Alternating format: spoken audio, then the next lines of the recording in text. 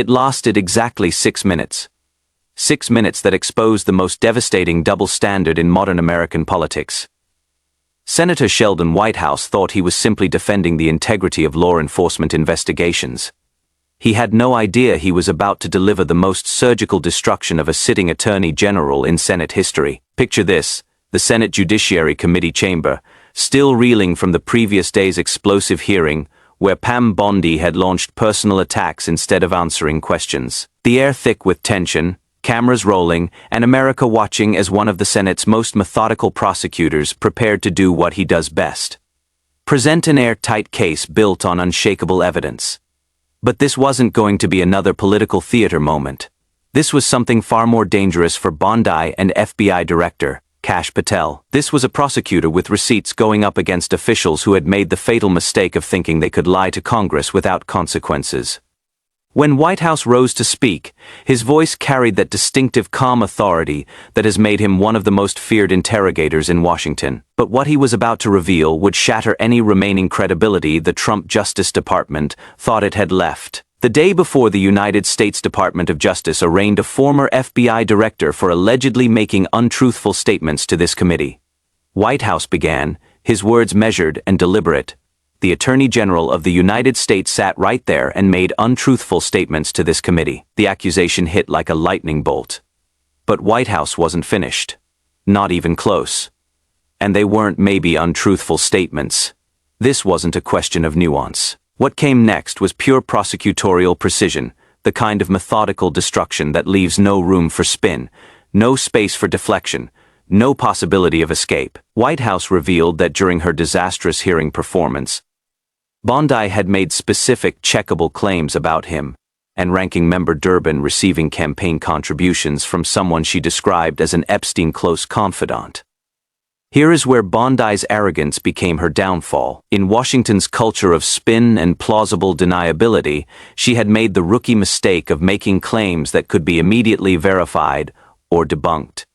And Whitehouse was about to teach her why that is political suicide. "Well, guess what? That is actually checkable," he said, with the quiet confidence of someone holding a royal flush. "There is a thing called the Federal Election Commission." The beauty of this moment wasn't just in what Whitehouse was revealing. It was in how he was revealing it. While Bondi had relied on theatrical accusations and personal attacks, he was presenting cold, hard, institutional facts that anyone could verify within minutes. The Federal Election Commission keeps a website that tracks all of our contributions. An intern at the Department of Justice could have checked to see that the allegation that I had received campaign contributions from this individual, that was false. The methodical nature of the destruction was breathtaking. Whitehouse wasn't just saying Bondi was wrong. He was explaining exactly how anyone, including DOJ interns, could prove she was lying. He was making her dishonesty a matter of public record that couldn't be spun or explained away. And it is not a maybe answer. It is a yes or no. Did I or didn't I? And there is an unimpeachable record that shows that what she said sitting right there was not true. Unimpeachable record. Those words hung in the air like a death sentence for Bondi's credibility. This wasn't a he said, she said political dispute. This was documented evidence of false statements made by the nation's chief law enforcement officer. But Whitehouse was just getting started. Having destroyed Bondi's credibility, he turned his sights on FBI Director Kash Patel, and what he revealed next was even more devastating. The other thing that the Attorney General did sitting right there was to strip all cover away from the untruthful statements that had been made to this committee by the current FBI Director. This is where the story gets truly explosive. Patel had previously testified to the committee about his grand jury testimony in the Mar-a-Lago case, making several specific claims that Whitehouse was about to systematically destroy. According to Whitehouse, Patel had told the committee he couldn't discuss his grand jury testimony because the Department of Justice had sealed the testimony and because there was a court order barring him from doing that. Patel had even identified the specific judge, the chief judge of the D.C. Federal District Court. Here is where the web of lies completely unraveled. Well, guess what? We know that since then the chief judge of the Federal District Court has said that that was not true. He said specifically nothing prevented Director Patel from discussing his grand jury testimony. So Patel's claim about a court order was demonstrably false. But it gets worse. When the committee challenged Patel on these false statements during the hearing, he had tried to save himself by making another claim that he had worked with the DOJ to see that his grand jury testimony is publicly released. Whitehouse revealed the devastating truth. Well, it either has been publicly released or it hasn't. It is a very simple distinction, yes or no, and we all know that it has not in fact been publicly released. So now Patel was caught in 3 separate lies: false claim about DOJ sealing his testimony, false claim about a court order preventing disclosure, false claim about his testimony being publicly released. But here is the most damning part: when given the opportunity to back up Patel's claims during her own hearing, Bondi had left him high and dry and refused to say that anything had been publicly released, that there was any publicly released transcript. The Attorney General had basically thrown her own FBI director under the bus, confirming that his statements to Congress were false. The irony that Whitehouse laid out was absolutely devastating. Yesterday, an FBI director was arraigned for making a false statement. The day before that, the Attorney General of the United States made arguably even falser statements. Think about the implications of this. The Justice Department was prosecuting former FBI Director James Comey for allegedly making false statements to Congress, while simultaneously protecting current officials who had demonstrably made false statements to the exact same committee. This wasn't just hypocrisy, it was the complete collapse of any pretense that justice was being applied. Equally, the message was clear: if you are part of Trump's team, you can lie to Congress with impunity. If you are not, you get indicted. What made Whitehouse's presentation so devastating was its methodical, prosecutorial precision. He wasn't relying on political spin or emotional appeals.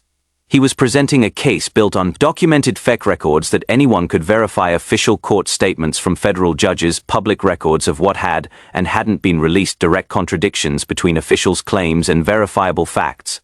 This is what happens when a real prosecutor goes up against political performers who think they can lie their way out of anything. The contrast couldn't have been starker.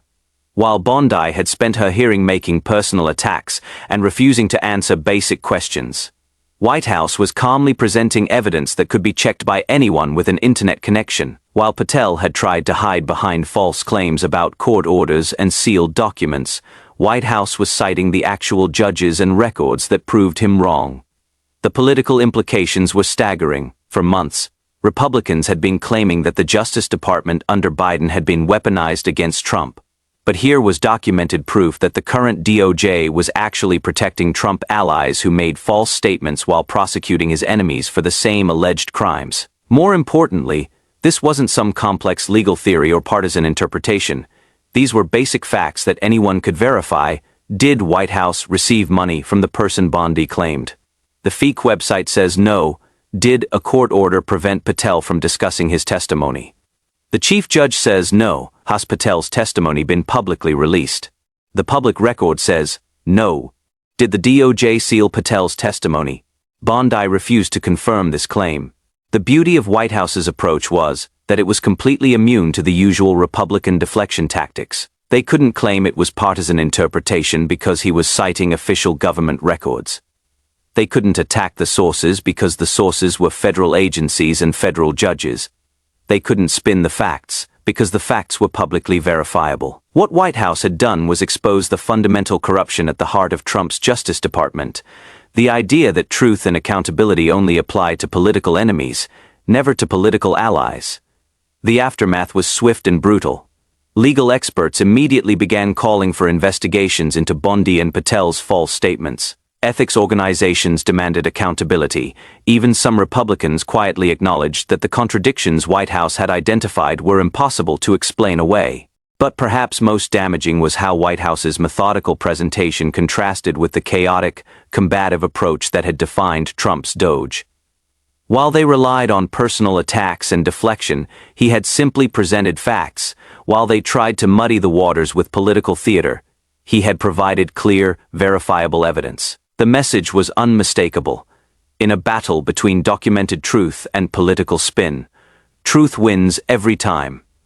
And Sheldon Whitehouse had just given a masterclass in how to wield that truth with devastating effectiveness. For Pam Bondi, this wasn't just a political embarrassment, it was a complete destruction of her credibility as the nation's chief law enforcement officer. How could someone who makes demonstrably false statements to Congress be trusted to prosecute others for the same crime? For Kash Patel, the damage was even worse. His entire confirmation to lead the FBI had been built on his supposed commitment to transparency and truth. Now he stood exposed as someone willing to make multiple false claims to avoid accountability. But for America, Whitehouse's presentation was something more important. A reminder that facts still matter, that truth can still cut through political noise, and that there are still people in Washington willing to hold power accountable regardless of party affiliation. 6 minutes that changed everything. 6 minutes that proved lies have consequences when they run up against prosecutors who know how to build airtight cases. 6 minutes that reminded everyone why Sheldon Whitehouse is considered one of the most effective oversight senators in modern history.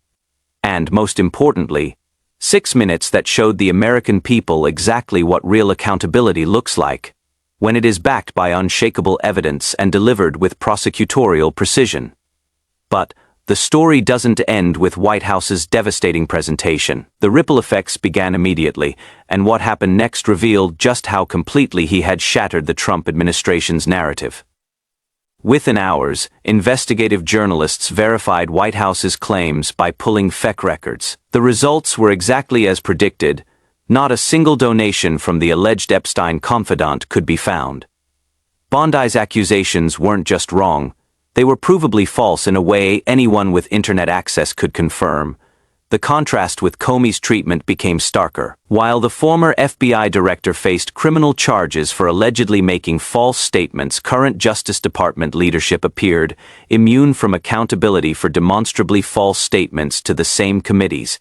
Behind the scenes, DOJ career attorneys were reportedly in shock. How could they prosecute false statement cases when their own leadership had been caught making false statements? The department's credibility was in crisis. What made this revelation so devastating was its timing. Just as Republicans were claiming moral authority against alleged DOJ weaponization, Whitehouse had provided concrete evidence that the real weaponization was happening in front of everyone's eyes, applying different standards based on political allegiance. The hearing represented a perfect case study in how institutional knowledge can triumph over political theater. Whitehouse's prosecutorial background had allowed him to build an unassailable case against officials who thought political spin could substitute for factual accuracy. The lasting image from that day wasn't partisan combat or political theater. It was a calm, methodical prosecutor, systematically destroying false narratives with documented truth, proving that facts remain the ultimate weapon against corruption and dishonesty. What happened in the weeks following this devastating exposure became even more telling. Bondi and Patel, once confident in their ability to deflect accountability through personal attacks and political theater, suddenly found themselves isolated and defensive. Their usual allies in conservative media struggled to explain away the documented evidence Whitehouse had presented. The most damaging aspect wasn't even the lies themselves, it was how easily they could be disproven. In an era where political spin often creates enough confusion to muddy the waters, Whitehouse had identified claims so clearly false that no amount of messaging could save them. The FEC database doesn't lie. Federal judges don't lie. Official FEC records don't lie. This created a crisis of confidence that extended far beyond the immediate political damage. Career federal prosecutors began questioning whether they could maintain professional integrity while serving under leadership that had demonstrated such casual disregard for truthfulness. Several high-profile resignations followed within weeks, with departing attorneys citing concerns about institutional credibility. Perhaps most significantly, Whitehouse had established a new gold standard for congressional oversight in the Trump era. His methodical, evidence-based approach became the template other Democrats would follow when challenging administration officials. No more relying on inflammatory rhetoric or unverified accusations, the White House method demanded documentation, verification, and unshakable proof.